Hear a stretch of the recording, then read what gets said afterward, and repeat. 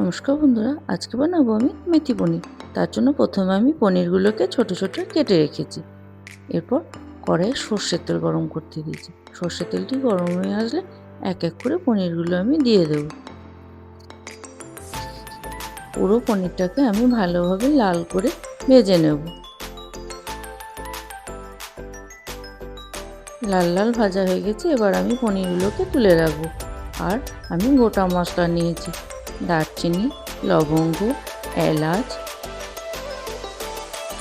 গোলমরিচ, জিরে, শুকনো লঙ্কা আর মেথি পাতা। এদিকে নেব আমি আদা বাটা আর চারমগজ কাজু আমি পেস্ট করে রেখেছি। 1 চামচ মতো জিরে গুঁড়ো, 1 চামচ মতো ধনে গুঁড়ো, 1 চামচ লঙ্কা পাউডার। এদিকে আমি কড়াইয়ে সামান্য সর্ষের তেলের উপরে আমি দিয়ে দিয়েছি বাটার।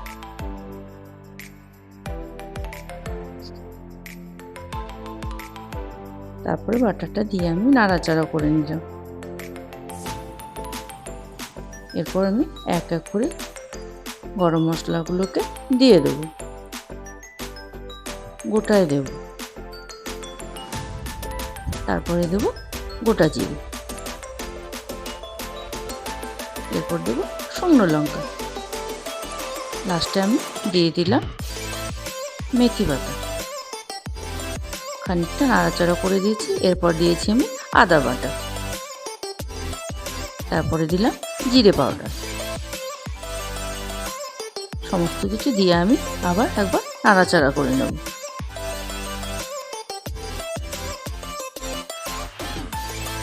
এরপর দেব ধনিয়া পাউডার।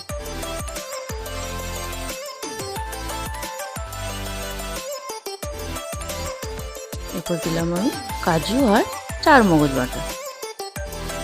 তারপরে দেবো লঙ্কা পাউডার।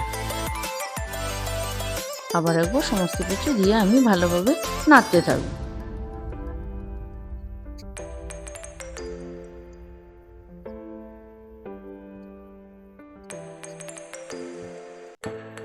এবার আমি দেব ভেজে রাখা পনিরগুলোকে দিয়ে আমাকে ভালোভাবে নাড়তে থাকতে হবে।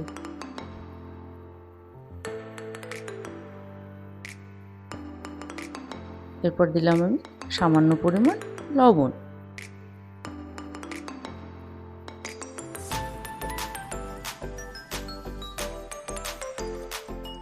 ভালোভাবে নাড়তে থাকবো, তাহলে আমার মশলা থেকে তেল ছেড়ে আসবে।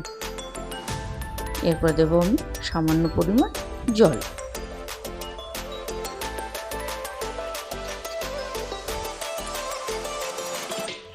জলটি দিয়ে আমি ভালোভাবে নেড়ে দেব। 5 মিনিট মতো রেডি হতে দেব। এরপর হয়ে গেছে, আমি নামিয়ে নেব। তাহলে রেডি হয়ে গেল আমার মেথি পনির। টাটা বন্ধুরা।